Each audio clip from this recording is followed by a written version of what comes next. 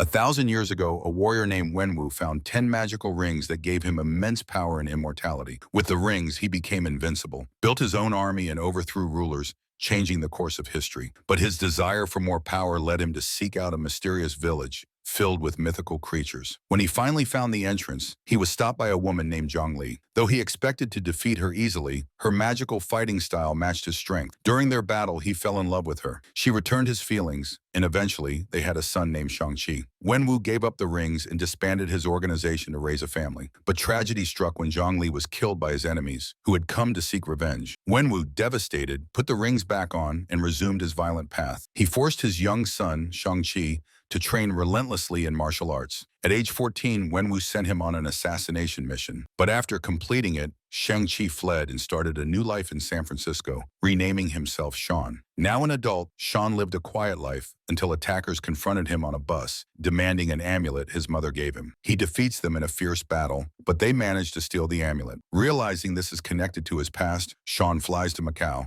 suspecting his sister might also be in danger. There, he's forced into a fight, only to discover his opponent is his estranged sister. Their reunion is interrupted when the Ten Rings organization attacks, stealing her matching pendant. Wenwu then appears, capturing both his children and bringing them back to his compound. He believes their mother is still alive and being held captive in her village called Talo. Using the two pendants, he activates a water map that reveals the hidden entrance to the village. Shang-Chi tries to reason with him, but Wenwu is blinded by grief and magic. He imprisons his children, but Shang-Chi escapes and travels to the mystical village of Talo, determined to stop his father. There, he learns from his aunt that an ancient dark force is manipulating Wenwu, using his longing for Zhongli to trick him into breaking a sealed gate. To prepare him for the battle at hand, Shang-Chi trains in his mother's graceful fighting technique and prepares for the final battle. When Wenwu arrives and demands to open the gate, the villagers resist. Enraged, he attacks them while Shang-Chi confronts him at his wife's shrine. Wenwu ends up defeating his weak son